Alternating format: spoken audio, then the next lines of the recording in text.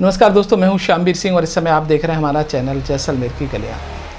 दोस्तों, आज भारत और पाकिस्तान के बीच ये एशिया कप का मैच होने वाला है और ये मैच बहुत ही महत्वपूर्ण है भारत के लिए भी और पाकिस्तान के लिए भी। और आने वाले विश्व कप के लिए तो ये मैच अति महत्वपूर्ण है। जो भी टीम इस मैच को जीतेगी, विश्व कप में उसका आत्मविश्वास, यूँ कहें कि भारत जीत गया तो पाकिस्तान के खिलाफ बहुत ही ज़्यादा बढ़ जाएगा, और पाकिस्तान जीतता है तो भारत के खिलाफ उसका आत्मविश्वास आने वाले विश्व कप में देखने को मिल सकता है। क्योंकि टीम यही खेलने वाली है भारत की, जो अभी वर्तमान में खेल रही है, और पाकिस्तान की भी लगभग वही टीम है जो कि अभी एशिया कप में खेल रही है। अब बात करते हैं कि भारत की रणनीति क्या होनी चाहिए, भारत इस मैच को कैसे जीत सकता है। देखिए, अगर हम बैटिंग की बात करें दोनों देशों की, तो बड़ा ही अंतर है। हम यूँ कहें कि भारत की बल्लेबाजी बहुत ही मजबूत है, और भारत अगर मैच जीतेगा तो अपनी बल्लेबाजी के ऊपर जीतेगा। पाकिस्तान की गेंदबाजी बहुत मजबूत है, और पाकिस्तान अगर मैच जीतेगा तो अपने गेंदबाजों के ऊपर मैच जीतेगा। तो बल्लेबाजी करने में भारत की रणनीति क्या हो, पहले हम इस पर बात करते हैं। देखिए, भारत को, जो भारत के वरिष्ठ बल्लेबाज हैं, अगर वो थोड़ी बल्लेबाजी जो नंबर है उसमें फेरबदल कर दें तो भारत की बैटिंग बहुत ही अच्छी हो जाएगी। अब मैं बताऊं, जैसे कि हमने बॉलिंग देखी है पाकिस्तान की, और पाकिस्तान की बॉलिंग की ताकत है नई बॉल। जब उनके पास नई बॉल होती है तो वो दोनों ही तरफ मूव करती है, और जब बॉल पुरानी पड़ जाती है, यानी उसकी सीम ख़त्म हो जाती है, कम पड़ जाती है, तो बॉल मूव करना बंद कर देती है। भारत को इसी समय का फ़ायदा उठाना है, यानी 10-12 ओवर के बाद में भारत को रन बनाने हैं, तभी रन बन पाएंगे। 10-12 ओवर में अगर 20-25 रन बना के कोई विकेट नहीं गंवाता, या 1 या 2 विकेट गंवाता है, तो भी भारत इस मैच को जीत सकता है। उसके बाद में इनकी ताकत खत्म हो जाती है और मर्जी से रन बनाए जा सकते हैं।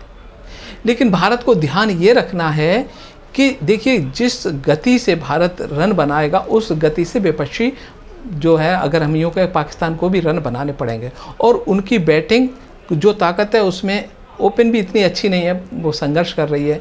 बाबर आजम और इत्तिफार है ना, जो उनकी ताकत वही है, और ऑलराउंडर हैं 1-2, वो कुछ रन बना जाते हैं। तो भारत को करना ये है कि शुरुआती विकेट लेने के बाद में किसी भी प्रकार से दबाव कम ना हो, और निरंतर दबाव बनाए रखना है, चाहे बॉलिंग चेंज करके या फील्डिंग को मजबूत करके। ये दो ही तरीके हैं कि उनको अगर कम स्कोर पर रोका जा सकता है। और अगर हम पहले बैटिंग कर रहे हैं तो हमको शुरुआत में धीमे खेल करके विकेट बचाने हैं, और मिडिल में 10-12 ओवर से लेकर के 30-35 ओवर तक रन गति को बढ़ा करके हम इस मैच को 250 से लेकर के 350 तक के बीच का स्कोर तो हमको करना ही पड़ेगा। अगर 270-75 भी स्कोर हो जाता है तो भी अच्छा माना जाएगा, क्योंकि पाकिस्तान की ताकत भारत के खिलाफ ऐसी नहीं है कि वो 300 का आंकड़ा छू सके। हम बात करें भारतीय बॉलिंग की, तो भारतीय बॉलिंग इतनी कमज़ोर नहीं है, लेकिन एक खासियत है भारत की बॉलिंग की कि शुरुआत से लेकर अंत तक लय उनकी एक ही रहती है। शुरुआत में भी अच्छी है और लास्ट में भी अच्छी है। समस्या यही है कि अच्छे बल्लेबाजों को तो भारतीय आउट कर लेते हैं, लेकिन जो टैलेंटस है उनको आक्रमण, उनके खिलाफ हमारा आक्रमण बड़ा ही कमज़ोर है। हमारे पास कोई ऐसा गेंदबाज नहीं है कि उनके टैलेंटस को हम आसानी से आउट कर सकें। तो हमें ध्यान देना है कि मुख्य बल्लेबाजों को आउट करने के बाद में पुछल्ले बल्लेबाज हैं, जो 3-4 बल्लेबाज, उनको किसी भी प्रकार से टेकने नहीं देना, उन पर दबाव बनाए रखना है, चाहे फील्डिंग के जरिए, चाहे बैटिंग के जरिए, चाहे बॉलिंग के जरिए, किसी भी प्रकार से। तो भारत और पाकिस्तान का मैच होता है तो माइंड गेम ज़्यादा चलता है। जिस खिलाड़ियों का दिमाग थोड़ा स्ट्रॉन्ग है और समझता है सामने वाले की रणनीति, तो मैच वही जिताएगा। अगर हम नंबर की बात करें कि कौन से खिलाड़ी को किस नंबर पर खेलना चाहिए, तो भारतीय बल्लेबाज हैं, अगर हम ओपन की बात करें तो रोहित शर्मा को ओपन से निकल करके 4थे नंबर पर बैटिंग करेंगे तो बहुत ही अच्छे रहेंगे। ओपन में सबसे अच्छे रहेंगे शुभम गिल और केएल राहुल। अगर केएल राहुल उपलब्ध नहीं है तो ईशान किशन से ओपन कराएं, और उसके बाद कोहली, और उसके बाद रोहित शर्मा। ये बैटिंग ऑर्डर रहेगा, तो मुझे लगता है कि ज़्यादा ठीक रहेगा।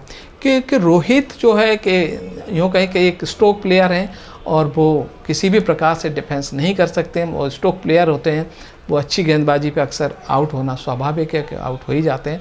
तो रोहित का ध्यान रखना है, रोहित को वहाँ से हटा करके चौथे नंबर पर डालना है।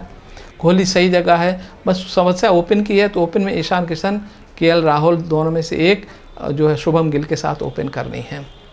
गेंदबाजी की बात करें तो हमारे पास अगर बुमराह वापस आ जाते हैं तो ये बहुत ही अच्छा है। तो बुमराह से बॉलिंग चेंज के रूप में कराई जानी चाहिए, क्योंकि बुमराह की ताकत नई बॉल नहीं है, उनकी ताकत है यॉर्कर। और देखिए ओपन में हमारे पास बहुत ही अच्छे बॉलर हैं, और मुझे लगता है कि सरदुल ठाकुर को न खिला करके मोहम्मद शामी को खिलाया जाए। मोहम्मद शामी और सिराज अहमद अगर बॉलिंग की ओपन करें और उसके बाद यदि बुमराह आते हैं तो पाकिस्तानियों को राहत मिलने की कोई संभावना नहीं है। तो वहाँ पर रन बनाने के चक्कर में बुमराह को विकेट अच्छे मिल सकते हैं।